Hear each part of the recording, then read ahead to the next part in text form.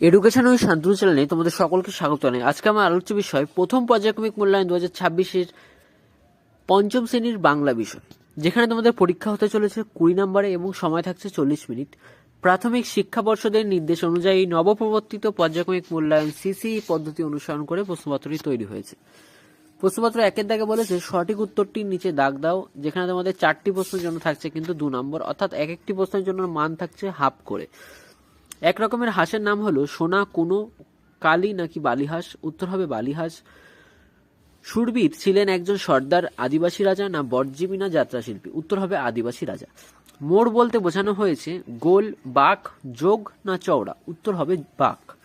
ভারতবর্ষের বিখ্যাত মরুভূমিটির নাম হলো গোবি, সাহারা না থর? উত্তর হবে থর।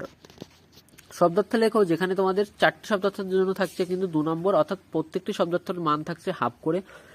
হাতিতে টানা গাড়ি হচ্ছে পিলপে গাড়ি, আদেশ হচ্ছে নির্দেশ বা হুকুম, যে কোনো একটা লিখলেই হবে। উটকো হবে অপরিচিত, লোধা হচ্ছে প্রাচীন জনজাতি বিশেষ। বিপরীত শব্দ লেখো, যেখানে তোমাদের 4টি প্রশ্নের জন্য থাকছে 2 নম্বর। শুকনো হবে ভিজে, পদ্য হবে গদ্য, ঝাল হচ্ছে মিষ্টি বা ফিকে, আর ফিকে হবে হচ্ছে তোমার উজ্জ্বল। 4 নম্বরের প্রশ্নপত্র আছে কয়স্তম্ভের সঙ্গে ক্ষয়স্তম্ভ মিলাও, যেখানে তোমাদের 4টি প্রশ্নের জন্য কিন্তু থাকছে আবার 2 নম্বর।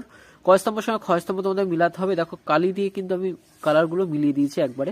চৌকিদার হবে পাহারাদার, দুরন্ত হবে দুষ্টু, চাঁদ হবে শশী এবং পাগল হবে উন্মাদ। 5 নম্বরের প্রশ্নপত্র বলেছে সন্ধি বিচ্ছেদ করো, যেখানে 4টি প্রশ্নের জন্য তোমাদের থাকছে 2 নম্বর, অর্থাৎ প্রত্যেকটি প্রশ্নের মান আবারও থাকছে হাফ করে। কদাকে বলেছে উন্মাদ হবে হচ্ছে উত যোগ মাদ, দুরন্ত হবে দু বিসর্গ যোগ অন্ত দুরান্ত, ফেরিওয়ালা হবে ফেরি যোগ ওয়ালা ফেরিওয়ালা, উৎখাত হবে উদ যোগ খাত।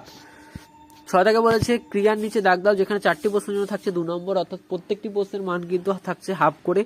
দেশে ফিরে ওরা বাসা বাঁধবে, অর্থাৎ কাজ যেটা আমাদের সেটা নিচে কিন্তু দাগ দিতে হবে। বাধাটা হচ্ছে কাজ, বাসা বাঁধবে, তো সুতরাং বাসা বাঁধবে অর্থাৎ বাঁধবের নিচে কিন্তু দাগ হবে। 7টা বিড়াল পোষেন ছোট বড়, পোষাটা হচ্ছে কাজ, তাই পোষার নিচে কিন্তু দাগ হবে। এখন কেউ চাঁদ দিয়ে বছর হিসাব করে, হিসাব করাটা কাজ, তাই কিন্তু হিসাব করার নিচে দাগ দেওয়া হয়েছে। হাত গলিয়ে ঘরের চিটকানি দিতুম খুলে দেওয়াটা হচ্ছে কাজ, তার জন্য কিন্তু দিতুম ফুলের নিচে দাগ হয়েছে। বাক্য রচনা করো, যেখানে তোমাদের 2টি প্রশ্নের জন্য থাকছে কিন্তু 2 নম্বর, প্রত্যেকটি প্রশ্নের মান থাকছে 1 করে। মরুভূমি, উট হলো মরুভূমি জাহাজ, ক্ষীর শবনম ক্ষীর খেতে পছন্দ করে। 8 দাগে প্রশ্নপত্রে বলা হয়েছে নিচের প্রশ্নগুলোর উত্তর দাও, যেখানে 6টি প্রশ্নের জন্য থাকছে তোমাদের 6 নম্বর। গল্প বুড়ো ঝোলায় কি কি ধরনের গল্প রয়েছে? গল্প বুড়ো ঝোলায় দানব, পক্ষীরাজ, রাজপুত্তর এসব আজগুবি গল্প আছে। হাবু কোথায় গিয়ে কার কাছে নালিশ জানিয়েছিল? কবি ভবানীপ্রসাদ মজুমদারের লেখা দারোগাবাবু এবং হাবু কবিতায় হাবু থানায় গিয়ে দারোগাবাবুর কাছে নালিশ জানিয়েছিল। গায়ের নাম হাতিঘর হলো কেন? মতিবাবুর পূর্বপুরুষদের একটা মস্ত হাতিশালা ছিল, হাতিশালাটা ছিল পাথরের, তাতে ছিল 30টা ঘর, সেই বিশাল হাতিশালাটা থেকে গ্রামের নাম হয়েছিল হাতিঘর। ঘর থেকে প্রশ্নপত্র বলেছে বাইরে বেরিয়ে এসে কবি শহরকে কেমন অবস্থায় দেখলেন? বাইরে বেরিয়ে এসে কবি শহরটাকে মন্তর যেন থরথর করে কাঁপতে দেখলেন। পাথরটার গির্জা চাঁদের আলোয় ঢেউ তুলেছে, দরগাতলা পার হয়ে যিনি যখন মোড়ের কাছে এসেছেন তখন দূরের পাহাড় যেন তাকে ডাকছে। বিমলাকে সারাদিন কোন কোন কাজ করতে হয়? বিমলাকে সারাদিন ফুল তুলতে হয়, দুরন্ত খোকাকে সামলাতে হয়, নোটে গাছ খেতে গেলে ছাগলকে তাড়াতে হয়, দাদা খেতে বসলে পাতে নুন দিতে হয়, মার পানে চুন দিতে হয়। বালক রবীন্দ্রনাথের প্রধান ছুটির দেশ কি ছিল? বালক রবীন্দ্রনাথের প্রধান ছুটির দেশ ছিল তার বাড়ির খোলা ছাদ।